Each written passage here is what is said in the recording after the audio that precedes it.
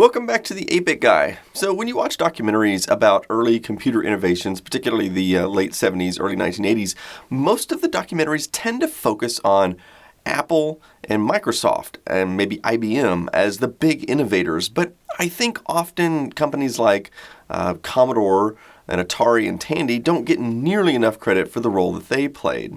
Now, most of my viewers are familiar with the Commodore 64, one of the best-selling computers of all time, well-renowned for its great graphics and sound. But Commodore history didn't start with this machine, so let's go back a little bit to the late 70s and figure out where it all started. It all began in 1974 when Chuck Peddle and a group of engineers started up a chip fabrication company called MOS Technology. Most of these guys had worked at Motorola on their 6800 processor, and so they set out to develop a compatible CPU known as the 6501 that could simply be substituted for the much more expensive Motorola CPU. As you might imagine, Motorola sued, and to make a long story short, the 6502 was born, which was pretty much the same chip, but changed just enough that it was no longer completely compatible with the 6800. Of course, once it was no longer compatible with the 6800, customers would need some way to test the chip out. In 1976, Chuck Peddle also designed the Chem 1 development computer. This was a single-board computer that used the 6502 and could be programmed in machine language from the keypad on the top. However, later it was possible to connect a dumb terminal display and actually run BASIC. Programs could be saved to cassette tape, and the computer proved to be popular with hobbyists as well as engineers. The 6502 would go on to be a huge success and eventually found its way into the Apple II series, the Atari 2600, the Nintendo Entertainment System, the entire line of Atari 8-bit computers, the BBC Micro, and of course the entire line of Commodore 8-bit machines too. But going back to 1976 for a moment, MOS Technologies was bought up by Commodore Business Machines, who at this point was primarily in the calculator business. Chuck Peddle managed to convince Commodore boss Jack Tramiel that calculators were a dead-end business and that they needed to produce a computer to compete with the upcoming Apple II. So, in 1977, the Commodore PET 2001 was born, using much of the same design as the Chem 1. And much like the Apple II, the PET was all-inclusive, having an integrated monitor, keyboard, and cassette tape storage device. 1977 was a big year for the personal computer revolution. With the market introduction of the Big Three, the Apple II, the Commodore PET, and the TRS-80 computer, this was the first time that a regular person could buy an affordable computer without having to assemble it themselves. So one thing that's really cool about the PET is that it was actually designed by the same guy that designed the 6502 processor. And if you look at the prices of the Big Three, you'll see the PET was competitively priced. Although the Apple II did have superior hardware, which we'll get into later, the PET did have the advantage that it came with a monitor and a tape drive, where the Apple II required those as separate purchases. So let's take a closer look at the design of the Commodore PET. The first thing I want to draw your attention to is the keyboard. It's insane, and it will drive you insane if you actually try to type on it. One thing that isn't communicated well by video is just how small this keyboard is. The main part, excluding the number pad, measures 6 inches by 2 3/4. And just to put that into perspective, my iPhone 6 will essentially cover the entire thing. And if you take this Apple Mini keyboard, because yeah, this is supposed to be a miniature keyboard, it's actually huge by comparison. But the size isn't the only problem. The layout is crazy. While the keys are technically in a QWERTY arrangement, normally the rows are offset, creating these diagonal lines like this. Not so on the PET. They're squared up, but the weirdness doesn't end there. Look at this tiny space bar, and look at the top row of keys. Normally you would expect numbers to be here, but there aren't any. Instead, you just have symbols. And if you want to type a number, you have to use the number pad. But what's even more infuriating is these symbols. For example, if I want to type a $sign or a number sign, I would instinctively press the shift before the key. However, when I do that, I wind up with a totally different character instead of the one I wanted. And then there's the cursor keys. Notice that there are only 2 of them. One key goes down and the other key goes right. If you want to reverse that, you have to hold down the shift key. So by using the combination of the cursor keys and shift, you can cursor anywhere on the screen. Oh, and see this little back arrow here? You might think that's a backspace key, but it's not. It actually prints that character on the screen. And so when you make a mistake, and believe me, you will, you're going to go to push this key and it's not going to fix your mistake and you're going to go even more insane than you were before. The actual delete key is all the way over here at the other side of the number pad. So to be fair, when this computer came out in 1977, most of the customers had never even used a personal computer before, or a computer of any kind, and so they didn't have any preconceptions for what a keyboard layout should be, like we do today. And so it probably wasn't quite as weird for them as it would be for us. Let's take a look inside the PET. It opens like the cab of a semi-truck, and it even gives you a little kickstand to hold it open. Looking at these 16 RAM chips, you might think the PET came with a lot of RAM, but you'd be wrong. The original PET only came with 4K of RAM. These are 1K by 4-bit static RAM chips. Being that cost was such a consideration for this computer, you might be wondering why they didn't use the cheaper dynamic RAM or DRAM. Well, static RAM was and still is today much more expensive than dynamic RAM. However, DRAM has one drawback. It requires that it's refreshed every so often, which requires additional circuitry to handle that. So when you're dealing with only 4K, it actually ended up being cheaper just to use static RAM. So 4K is a ridiculously small amount of RAM, but it's worse than that because the operating system actually needs at least 1K of that, leaving about 3K left over for the user. So how much is 3K of RAM? Well, the screen on the PET is 40 characters by 25 lines, meaning you need 1,000 bytes of RAM, or almost an entire kilobyte, just to store one screen full of text. So essentially, you had enough RAM for about 3 screenfuls of text. So to be fair though, the Apple II and the TRS-80 only had 4K when they came out as well. This particular PET has been upgraded. That's what this little daughter board is here. It's an aftermarket 32K RAM expansion module, and that's why it shows 31K available to BASIC on the boot screen. Let's take a closer look at this cassette drive. This was actually just an off-the-shelf cassette recorder that Commodore bought and slightly modified. You can see the whole unit is actually mounted in a rather clunky way, in my opinion, right here on the bottom. The cassette drive was really the only storage device available for the PET at first, and with 4K of RAM, this wasn't much of a problem. It wasn't until 1979 that Commodore came out with a matching disk drive. Now, since the PET was never really designed to use a disk drive, they decided to use the IEEE 488 parallel port as a means to connect the disk drive. Now, unlike the Apple II, the Commodore PET has no card slots inside, so there's nowhere to add a floppy disk controller card. So what they had to do was essentially design an entire computer inside the floppy drive unit, which would handle controlling the floppy drives as well as an entire disk operating system. So if you take a look inside the disk drive, you'll see it's quite sophisticated, having its own 6502 processor, RAM, ROM, and I/O controllers. The PET didn't really interact with information on the disks directly. Rather, it would send commands to the disk drive, such as telling it to fetch a file, and then the disk drive would take care of all of the work of finding the right data on the disk. In fact, it could even copy files or even entire disks from one drive to the other, all by itself, just with a single command. The PET was popular with schools and found its way into many computer labs. And while the disk drive was expensive, one of these floppy drive units could actually be connected to multiple PETs at the same time, thus saving space and money. In fact, you can see this arrangement being used in this photo from a computer lab where each table has 8 PETs connected to a single floppy drive and printer. Let's talk about the screen on the PET. The original model here is black and white. A lot of people assume it's green, but that actually wasn't until later models. The original one was, in fact, black and white. In fact, there's not even any grayscale. It's just literally 2 colors, black and white. The screen was controlled by a clone of the Motorola 6845 CRT controller, which was also used in the IBM CGA card, among other computers. However, there was no circuitry here for color. There's also no graphics modes. I mean, literally none. No way to put graphics on this machine at all.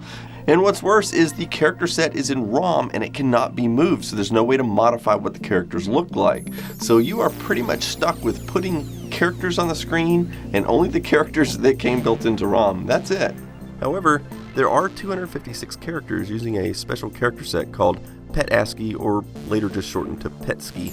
The character set contains a lot of custom symbols and can be used together to create rudimentary graphics. There are also a set of 16 block character patterns that can be used to create rudimentary pixels. In fact, I wrote a program a while back called Pet Draw, which actually runs on the Pet. It allows you to pick characters and place them wherever you want on the screen. Of course, you don't actually need a special program to do this because the different characters are on the keyboard itself. All you have to do is use the Shift key to type them. However, my program makes it easier, especially if you're using an emulator with a regular computer keyboard.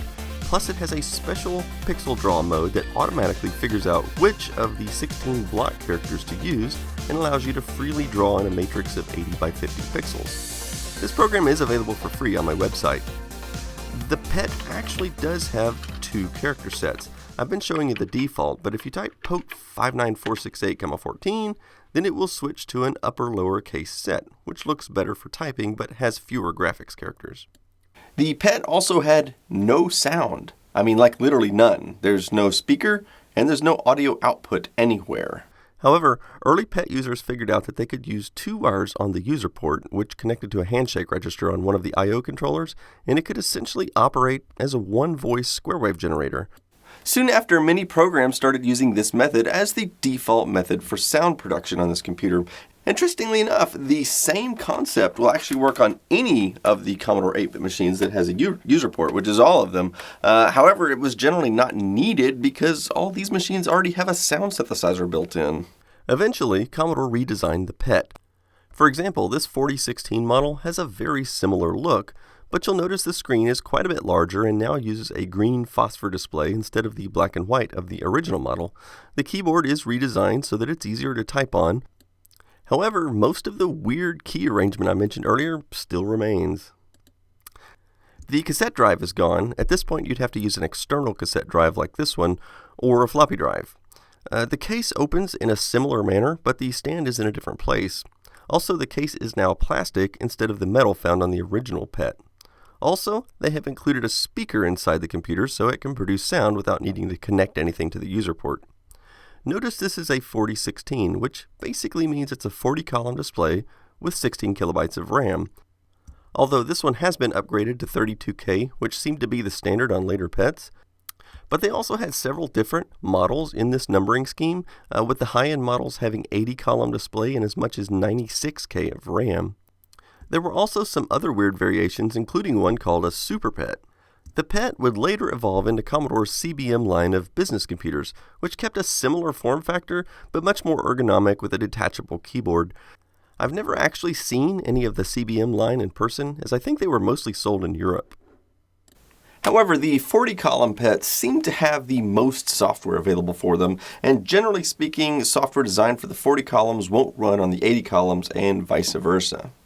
Next, I want to show you a cool feature of Commodore BASIC. Using the screen editor, if I press the reverse key, it will change the text to reverse. I can press Shift and reverse to disable that feature. If I press the clear home key by itself, it'll return the cursor to the top of the screen. If I hold down Shift and press that key, it'll clear the screen. Now, let's see what happens if I use these commands in a BASIC program. Once I type quotation marks, when I press the clear key, it just leaves this little symbol. And then I could type some text. Maybe use the reverse key. It leaves another little symbol. And I can even use the cursor keys. Now, when I go to execute this program, it will actually remember all of the screen commands, which is cool because it makes formatting text in your BASIC programs very simple. Speaking of BASIC, the Pet used Microsoft BASIC right from the beginning, and while the Apple II and TRS-80 did eventually offer Microsoft BASIC, they both used proprietary forms of BASIC during the first year or two on the market. And being that Microsoft BASIC was only designed in 1975, just 2 years before this machine came onto the market, you could pretty easily make the case that this was probably the first mass-market computer anyway that actually shipped with Microsoft BASIC. In fact, the early Pet models, if you typed in wait 6502,1, it would show an Easter egg from Microsoft. In fact, if you change the second argument in the command to a different number, it will display the Microsoft logo that many times. I've actually looked at the code, and it's clear that Microsoft essentially encrypted their name into this so that it could not be easily found. Apparently, Commodore was furious about this, mostly because space was very limited on this machine, and those Easter egg routines took up precious space on a machine where every byte counts. Despite the limited graphics and sound capabilities, there are no shortage of games for the PET. Most of the games were designed for the 40-column version of the PET, and there seems to be a lot of incompatibilities between PETs with different keyboard types as well. This version of Millipede is surprisingly playable and enjoyable, as is this version of Space Invaders.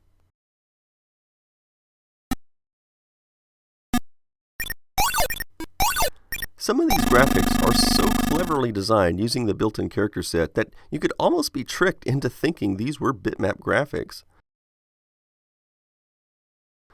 My friend Robin Harbron ported his RPG-style game Minima over to the PET as a fun project. There's also a pretty darn good version of Tetris available, and it even uses digitized sounds, but it requires a digital to analog converter connected to the user port, similar to the Kovac system that was available for the IBM platform. The Commodore PET has also made it into the demo scene a few times, most notably this demo by Orb, which exploits a newfound way to display graphics on the PET. What they're doing here is using some critical timing to reset the video chip every scan line so that it only displays the top line of every character. So by carefully using characters whose top row of pixels is more or less match up with what they need, they could almost do pixel perfect bitmaps. This demo also exploits the use of a SID chip if you happen to have one installed in your Commodore PET, and then it would sound like this. Of course, Commodore never put SID chips in the PET, but it's certainly possible to wire one in yourself if you want. Not that there's a lot of software that will support it though.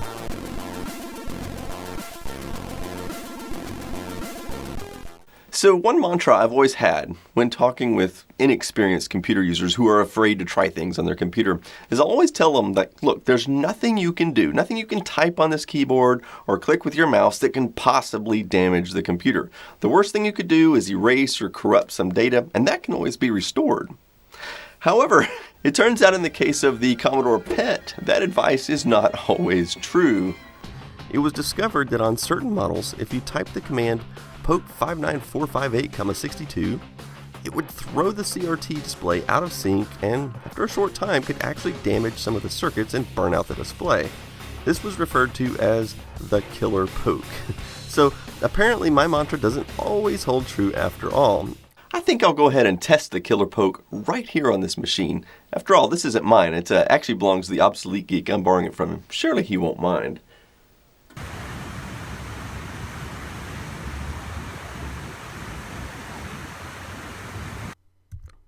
Steve Gray decided to modify his PET so that it could display color on an external monitor, and eventually integrated the color CRT inside of the PET.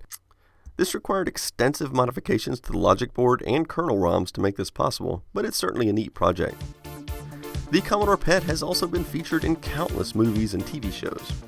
Just to show you a few of my favorite, you can see one in Star Trek II, The Wrath of Khan. It's apparently part of Captain Kirk's antique collection.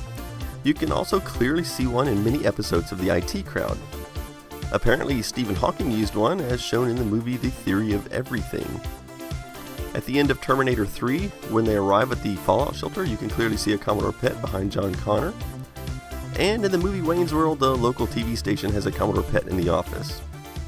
So the PET makes a great collector's item, and if you have room for one in your house, they make a great thing to put on display, and it's definitely a good conversation starter when people come over to visit. But truth be told, they're really not that great of computers to actually use. And I know a lot of vintage computer enthusiasts, and I don't know anybody who really wants to spend hours on end sitting in front of a PET. I mean, they're pretty cool to look at, and they have a really cool place in history, but they're not really all that much fun to actually use. So in the next few episodes, I'm going to be covering the Commodore VIC-20 and the 64 plus 4, 128, etc. And one of the things that you're going to see about those designs is that they were not revolutionary. They were evolutionary from the PET. And you're going to see a lot of technology carried over from the PET to those machines. And so many of the characteristics of those machines can be traced back to their origins here at the PET, or perhaps even further back all the way to the Chem 1. So anyway, stick around for those episodes, and thanks for watching.